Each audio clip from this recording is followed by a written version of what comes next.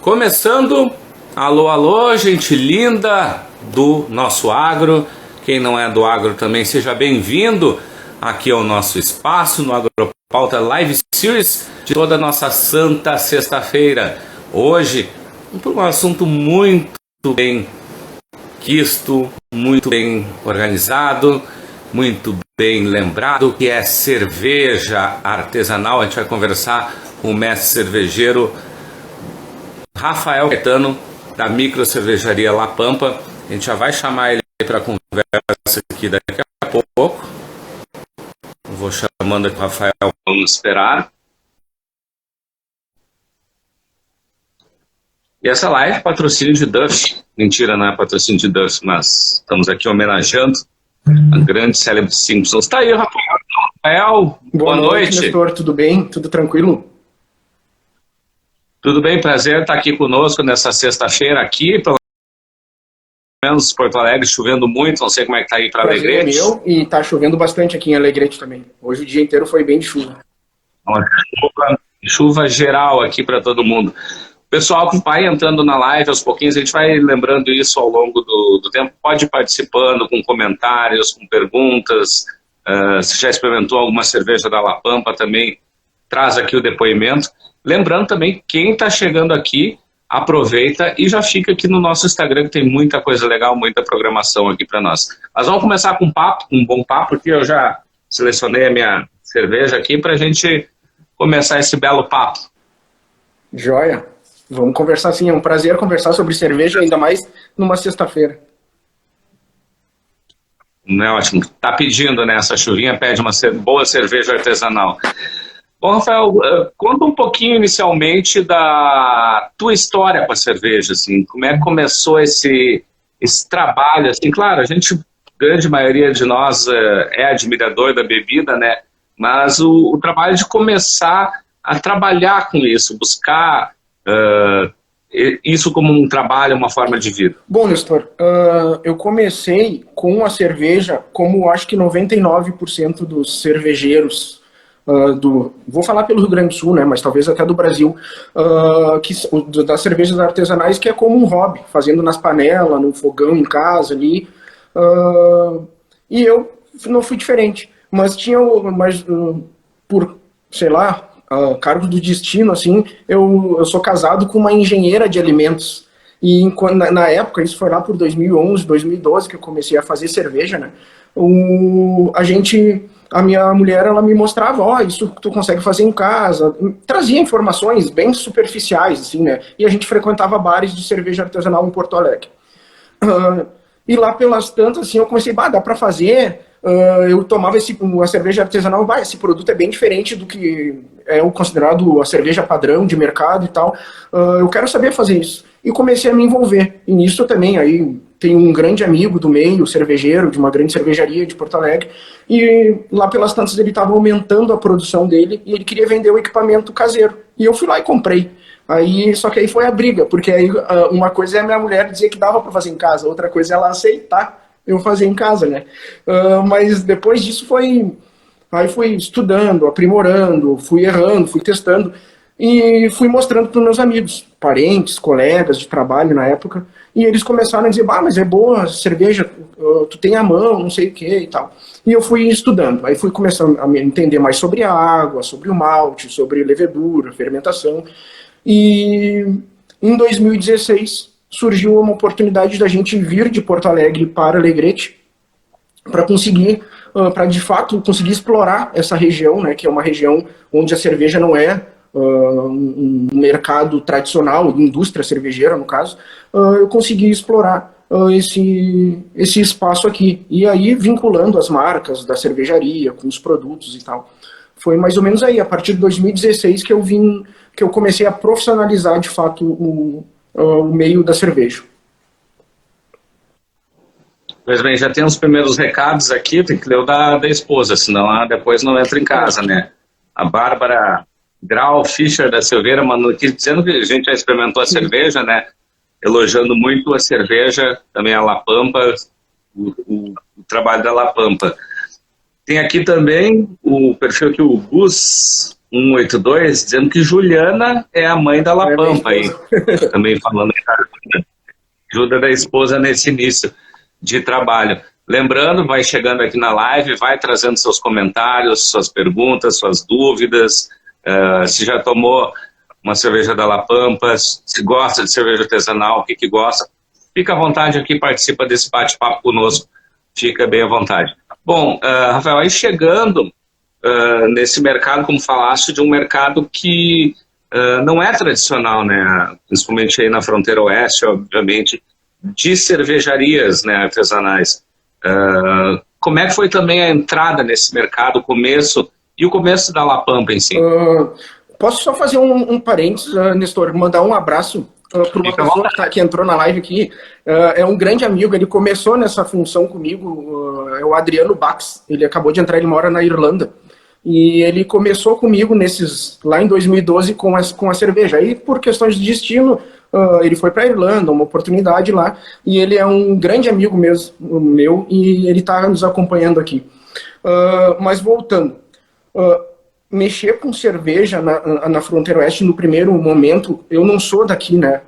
Para mim foi um desafio bastante grande, porque as cidades do interior, né, de população menor, assim, com quantidade de pessoas, existem os nichos, né? Então foi um grande desafio ter que me inserir, né? Porque por vários fatores, o fator de networking, de proximidades, de como é que é a cultura local e tal. Então isso aí foi um desafio bem grande na época.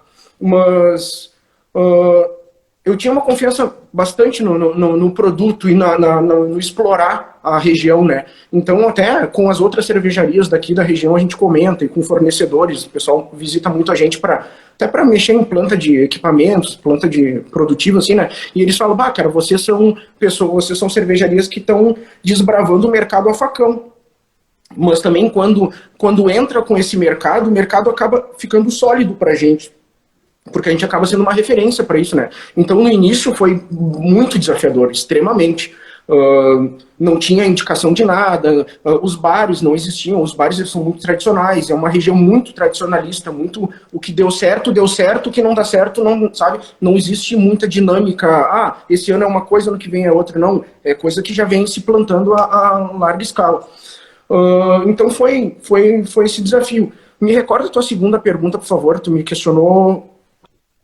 Não, é justamente isso, e aí o surgimento da La Pampa, né, em si, da cervejaria em si, da La Pampa. O surgimento da La Pampa, ela veio assim, quando eu criei todo o esboço de comunicação e marketing da marca, eu já vinha preparando para explorar isso. Então eu já entendia toda essa cultura, toda essa informação que eu passei agora, que eu comentei antes, eu já entendia que eu explorando o local, o regionalismo, a marca, que também tem um pouco do meu gosto pessoal, por isso, né, eu tenho essa questão tradicionalista comigo, eu explorando isso, eu conseguia identificar e criar uma empatia com esse público.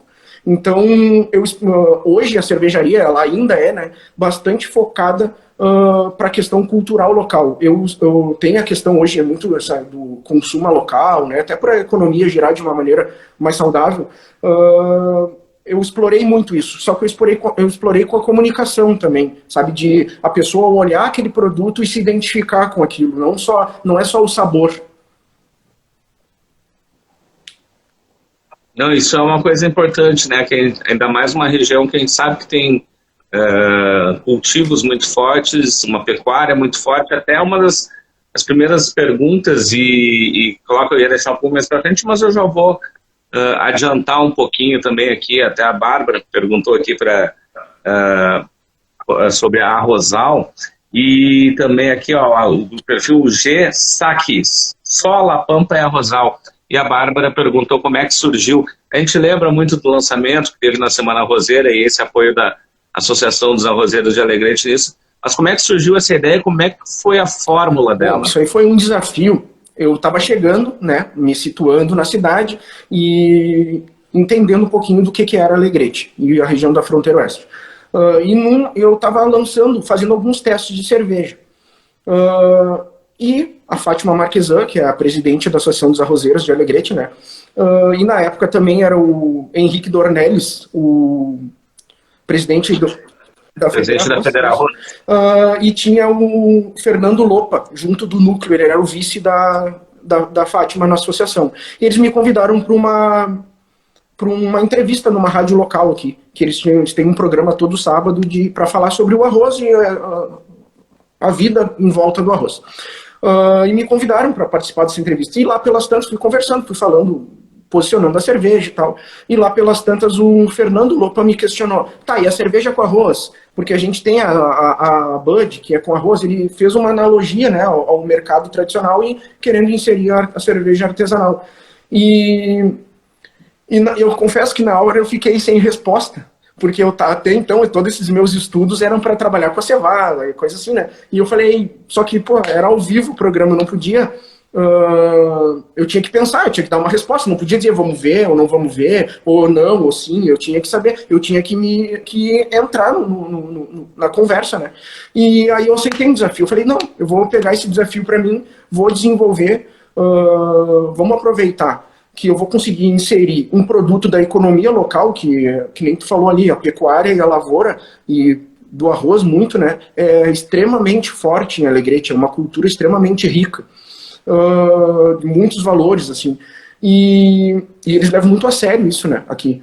E aí eu peguei, vamos inserir, vamos fazer teste. Claro que, até comentei, eu não posso fazer uma Bud, porque uma Bud tem uma escala global de produção, não existe nem competitividade de marcas, né.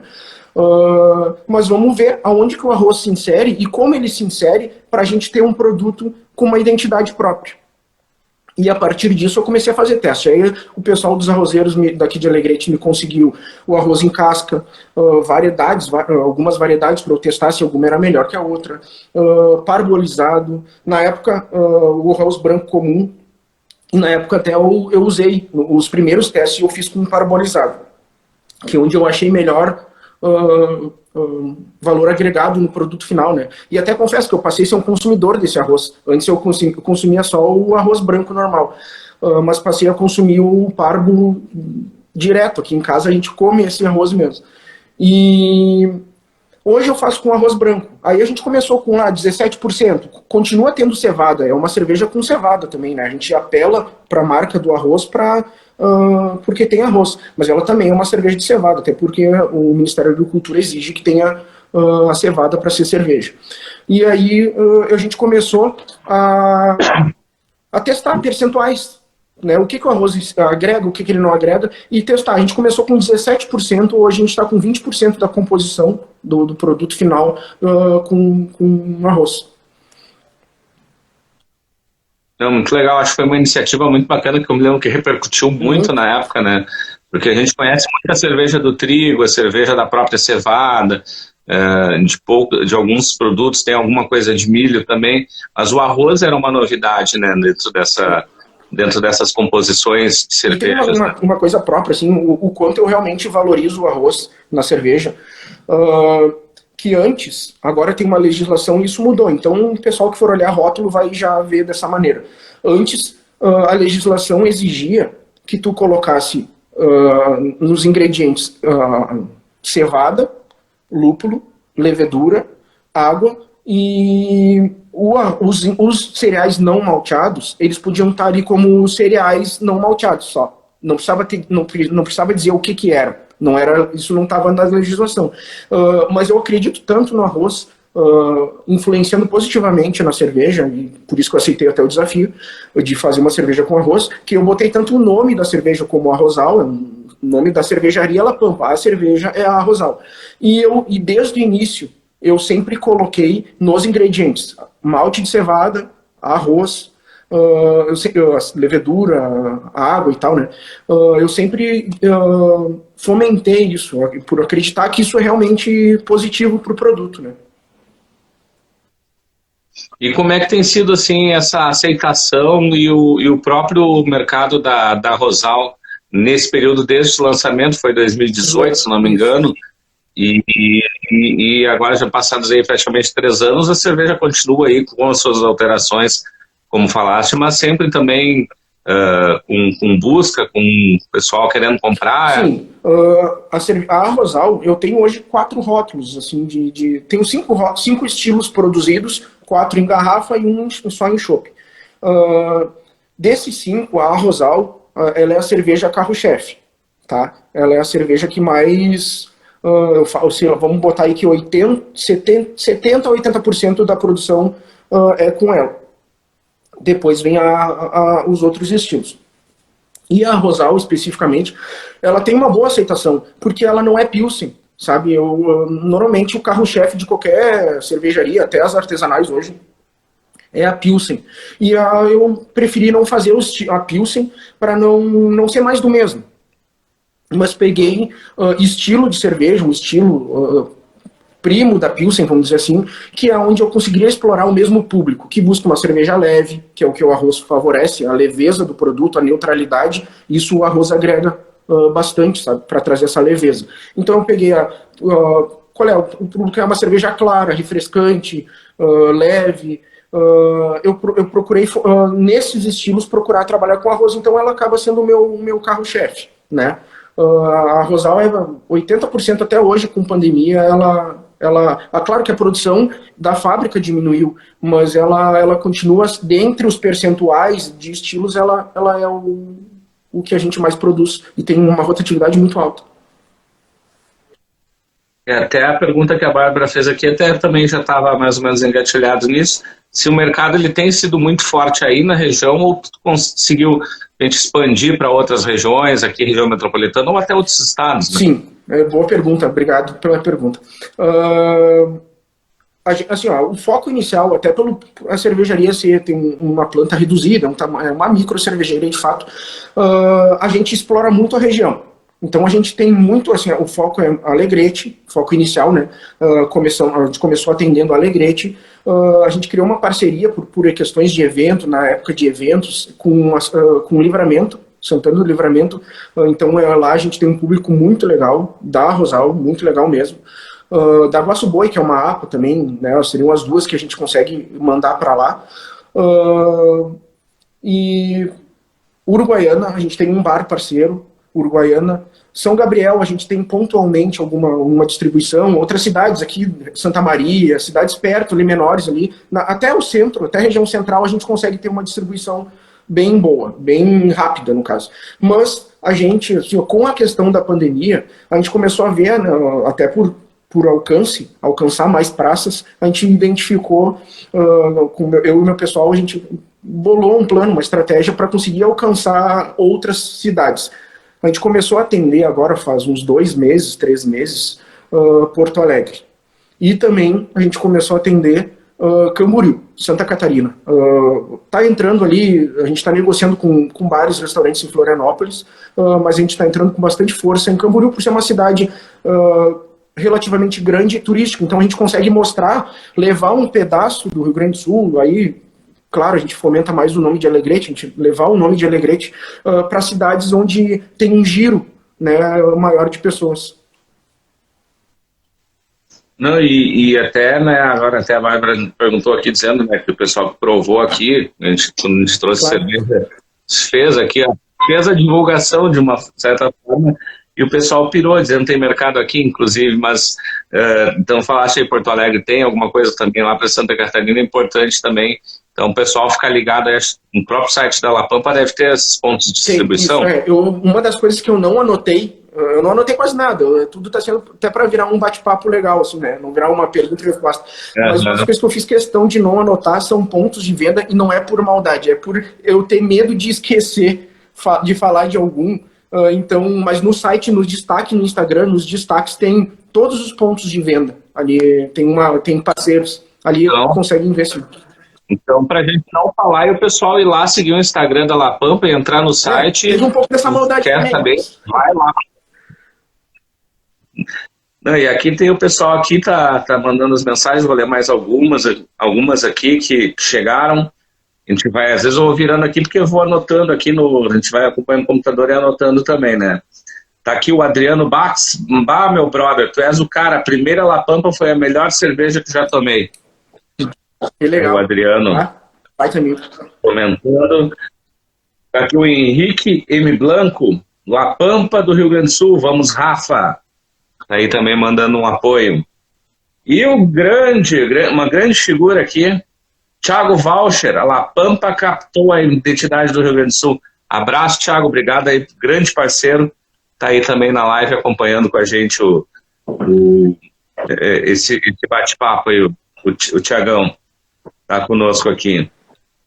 Então tem aqui, ó, vários aí recados vão chegando, mas uma outra questão também, tu falaste da pandemia, Rafael, como é que ficou esse mercado para vocês, o sentimento de vocês quando teve a pandemia? Por um lado, se perdeu essa questão das exposições, dos eventos, que é uma questão, mas também se trabalhou, muita gente reforçou o digital, com o consumo de pessoas ficando em casa, talvez, em alguns produtos, a gente fala do vinho, por exemplo, foi um produto que aumentou o consumo, porque as pessoas começaram a ficar em casa, muitas na questão da quarentena. Cerveja teve um efeito mais ou menos, como é que vocês sentiram esse mercado? Para a cerveja, Nestor, pegou bastante, sabe? Claro, o que acontece com a cerveja artesanal? Ela já é um consumo diferente, ela já tem um consumo menor até em épocas que não existia pandemia. Mas o que eu vejo deu um choque bastante grande, assim, bem importante, assim, pesou assim no início, sabe? Porque eram as bandeiras que mudavam, aí os restaurantes, a gente depende de um terceiro, né? Não existe só a comunicação direta com o cliente final. E em cidade pequena isso é um pouco mais relevante, porque a cidade pequena, tu tá do lado do teu fornecedor, então tu tem que criar um canal de acesso do teu cliente pelo teu intermediário, pelo teu ponto de venda. Então, no momento que tu tira isso, por tu trazer a proximidade, às vezes tu não consegue depois, quando volta um cenário normal, tu não consegue redimensionar isso, porque aí fica até uma certa rivalidade, né? Então, isso teve que ter um cuidado.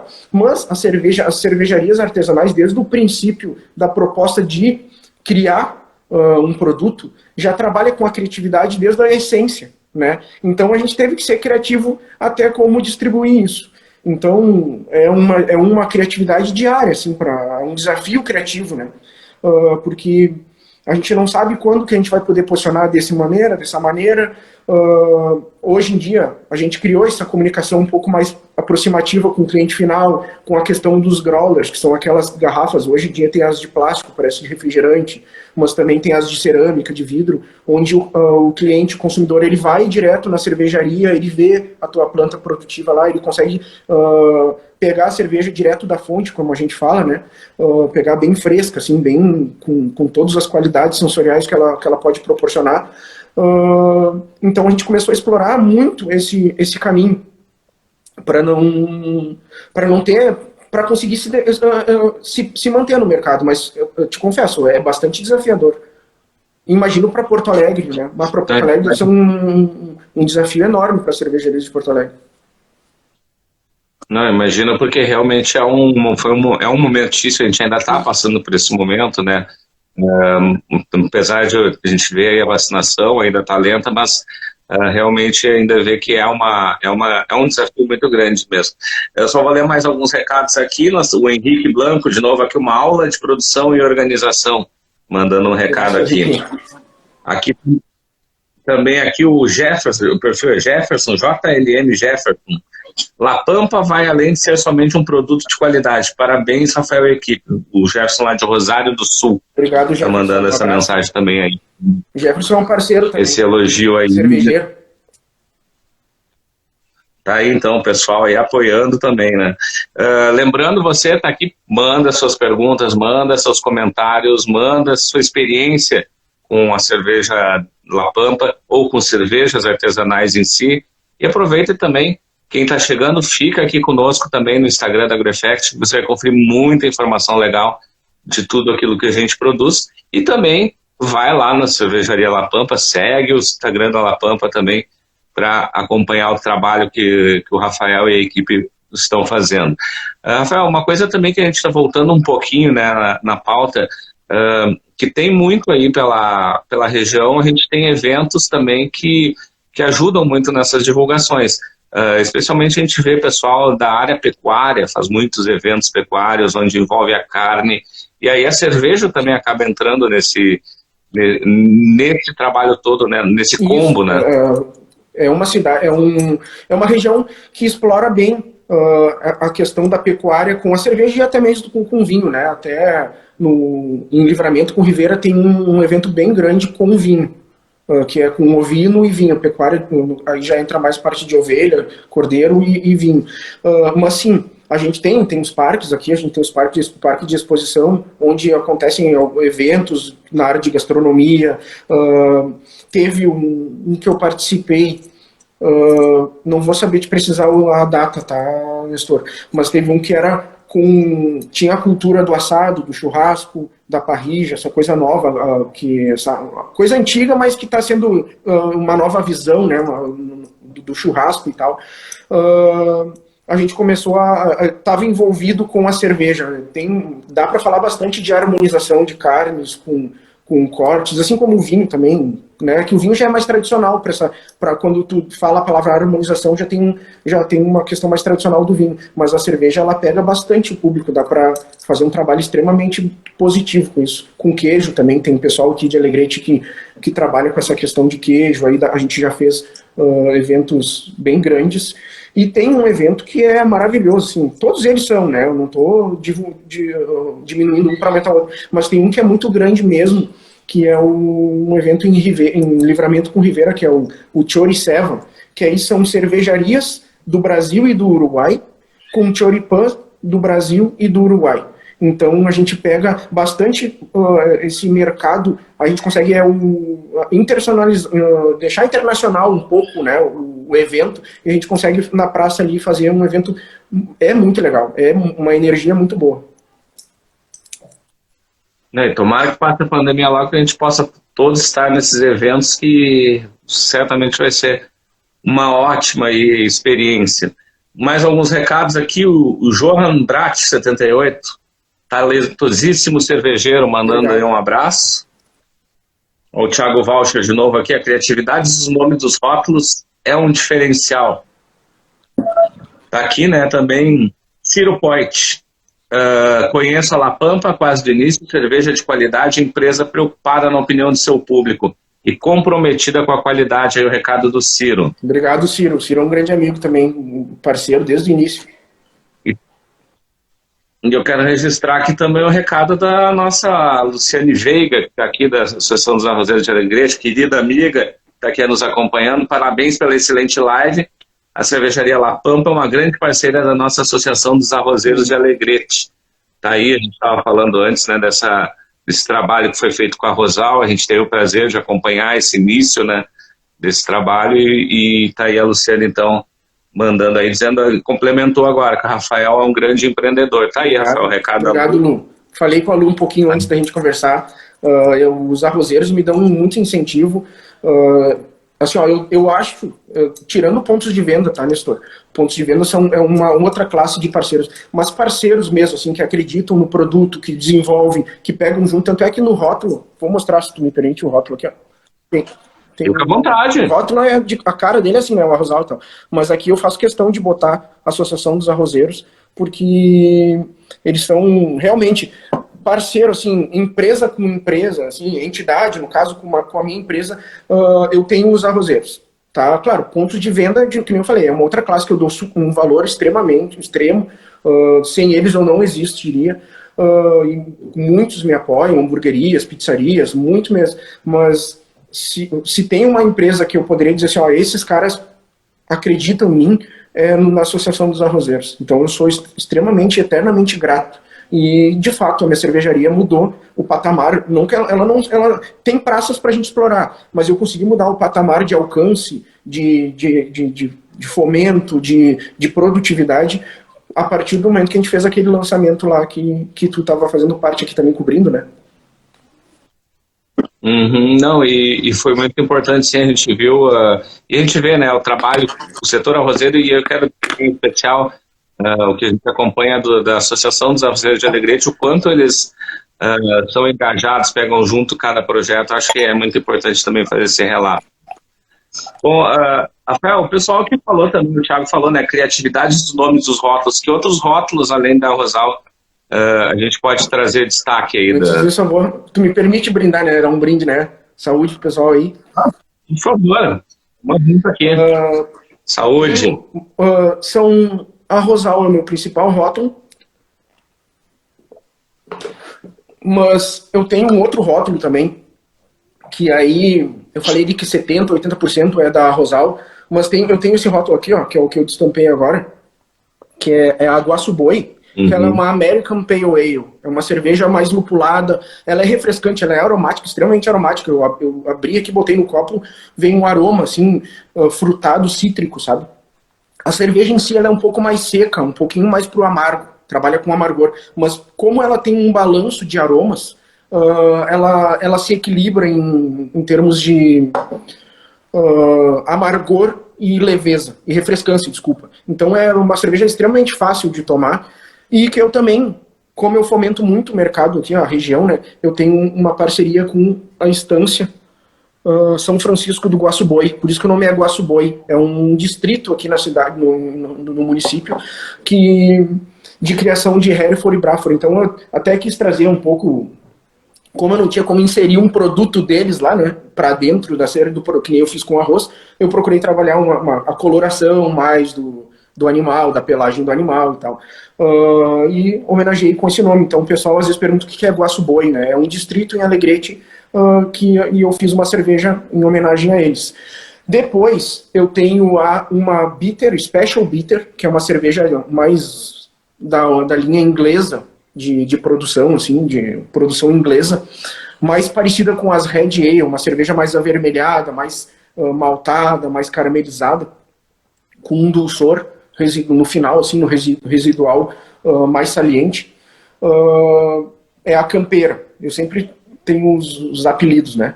E eu tenho, depois tem a vaquiana, que aí, assim, é uma cerveja de trigo, e essas aí tudo eu tenho em garrafa, tá? Sendo que a Rosal e a Guaçu Boi é produção anual. Tem desde o dia 1º ao dia 30 de todos os meses. A vaquiana eu só produzo no verão, porque é uma cerveja de trigo, mais refrescante, né, para trabalhar o público junto com a Rosal ali, então eu tenho só no verão. A campeira eu trabalho ela mais no inverno, que é a bitter, é a estilo inglês. Só que eu estou pensando em botar ela em padrão, linha diária, produção diária. E assim vai entrar uma só de inverno, que é uma stout. Stout é aquela, é tipo a Guinness, é o estilo da Guinness, a cerveja preta, aquela com aromas de café, de chocolate e tal. Que é uma Só cerveja... que eu fiz uma inserção... Oi? Não, é uma cerveja um pouco mais forte também, a Guinness, né? Mais encorpada, né? Uma Guinness. Mais presença ela até não é tão alcoólica, mas ela tem uma presença de corpo por causa da carga de malte que ela recebe, maltes torrados, mais escuros. E eu acrescentei a aveia. A aveia é maltada até para dar uma cremosidade. A aveia ela contribui com cremosidade para o produto final, né? Então eu acrescentei a aveia na cerveja, na receita. E essa é a Pastoreio, uma homenagem ao Negrinho do Pastoreio, fazer toda uma analogia à nossa cultura regional, né? E então eu tenho esses 5 rótulos: a Rosal, a Guaçu Boi, a Campeira, a Vaquiana e a Pastoreio. Muito bem, aí tem uma boa diversidade de produtos, de rótulos, né? E como o Thiago disse, os nomes também realmente muito, muito bons, muito interessantes, chama a atenção justamente desse público mais tradicional aqui também, que a gente tem pelo Rio Grande do Sul. Alguns recados mais aqui, tá aqui o Daniel da Luz Júnior, Dale Pampa, sou fã, mandou aí o Daniel. Valeu, Daniel, valeu, Júnior. E temos aqui o Adriano perguntando: o mercado de torneira aqui no Rio Grande do Sul, Santa Catarina, crescendo, pubs também? Antes da pandemia, Nestor, a minha saída, assim, em termos de produto, a gente divide a cervejaria em 2 produtos, né? O chopp e a cerveja, no caso, né? E dos 100% produzido, vamos botar que os mesmos 80%, 70% aí revertia em chopp. Barril, botava no bar, no restaurante, servia ali e tal. Chopeira, deixava a chopeira no restaurante. E os 20%, 30% eram garrafas. Hoje se inverteu isso aí, né? Hoje eu comecei a explorar mais a garrafa do que o chopp, por causa da pandemia, mas vou te dizer, é uma estratégia. Eu não sei se eu estou certo ou se eu estou errado, mas eu estou pagando o preço para ver. Mas é uma estratégia que eu estou começando a acreditar mais na garrafa do que no chopp. Porque na garrafa eu tenho uns fatores positivos. Eu tenho a minha marca que está em evidência, tem o rótulo aparecendo, a pessoa vai entender o que é a Rosal, o que é a Água Boi, tem o meu perfil. E eu tenho uma questão, a minha logística não tem logística reversa, é uma logística só. Né? Eu vou mandar a garrafa, vai estar lá no mercado. A minha perda de produto sensorial, de dar alguma contaminação, de dar algum problema sensorial, ela é muito mínima. Ela vai acontecer se eu errar na fábrica. Ela não vai acontecer numa gôndola, né? Numa prateleira de mercado, de um restaurante ou de um bar. Já o chopp, eu tenho uma rotatividade maior, que nem o consumo é mais rápido, né? Só que dependendo do ponto de venda, tu tem que dar um suporte, porque espumou, porque tu pode vir aqui para trocar o barril, pode vir, enfim, tem a logística reversa do barril ter que voltar. Consequentemente, a pessoa gosta do chopp, gosta, mas a minha marca não está em evidência, a pessoa está tomando o chopp. A minha garrafa, o cara às vezes está em casa, ou está num próprio restaurante, ele está vendo, né? Visualmente a minha marca tá batendo no olho do pessoal. No restaurante ele está tomando um copo, é importante, extremamente, mas eu não tenho a cerveja, a marca da cervejaria não está em destaque naquele momento, é mais o produto final, né? Então eu estou pagando um preço. Não é tão fácil reverter isso, essas margens, né, de trazer tudo para a garrafa, porque é bem desafiador. Existe todo um investimento até na linha de invase, pasteurização, enfim. Mas eu estou pagando esse preço porque eu acredito muito, até para eu conseguir alcançar praças maiores, lugares maiores. Diferentes, no caso, né? Claro. O Cássio Suzinho aqui, Dália Rafael, Baita Serva, La Pampa, também mandando um recado. Rafael, a gente está chegando ao final aí da live, né? Reta final agora. Te perguntar um pouco assim, o que na tua opinião, assim como mestre cervejeiro, são as qualidades de uma cerveja artesanal? O que se precisa ter nessa cerveja para ter uma grande qualidade? Os insumos. Vamos começar pelos insumos, tá? Tem que ter malte de boa qualidade. Tu tem que estar preocupado com o teu dimensionamento de produção. Não é porque tu vai aumentar a tua escala que tu vai perder qualidade. Mas começando pela qualidade da água, se tu tem tratamento de água, se tu tem um filtro ali, um processo, aí já entra mais na parte de técnica, né? Mas dos grãos também, pegar um arroz de qualidade, pegar uma cevada de qualidade, lúpulos, principalmente quando vai fazer cervejas lupuladas, tem que ter um lúpulo de qualidade. Esse seria um primeiro. O segundo ponto, se eu não te responder, tu me disse se não era a resposta, mas eu acredito que é por aí o que tu me perguntou. O segundo ponto é tu ter criatividade para tu fazer um produto diferente do que os outros já têm. Senão, as que tem no mercado, cerveja padrão de mercado, tem suas qualidades, enfim, tem seu público. Em nenhum momento existe uma crítica. Talvez lá no início houvesse alguma crítica, uma competitividade, a cerveja artesanal é melhor porque é feita dessa maneira, né? Hoje em dia não tem. Hoje em dia a gente quer abrir então, cada um está abrindo os caminhos meio que simultâneos, assim. Mas é saber fazer tu saber escalonar com qualidade e com criatividade. É não fazer mais do mesmo. Eu acho que passa por esses dois. Tu ter fornecedores bons, e também ter a criatividade do cervejeiro, da própria cervejaria, da marca, enfim. Eu acho que passa por aí, para ter um produto final de qualidade, sabe? Tu vai... Claro que toda empresa visa lucro e visa crescimento, e óbvio que sim, e tem que ser, isso faz parte do planejamento estratégico, mas isso tem que ser, tu não pode crescer por crescer, tem que crescer com os mesmos valores que tu tinha quando tu era pequeno. Com certeza. Não, tá bem respondido, tá super bem respondido. Rafael, a gente vai chegando ao final aqui, eu quero te agradecer desde já pela disponibilidade de estar aqui conosco nessa sexta-feira, conversando um pouco sobre o trabalho de vocês, também falando sobre cerveja artesanal. a gente viu aqui pelo público que participou, o quanto gostam do trabalho que vocês realizam. Eu que já experimentei, posso dizer, gosto muito, acho, do trabalho de vocês, desse empenho também de criar, como falaste, de ser criativo em buscar essas oportunidades.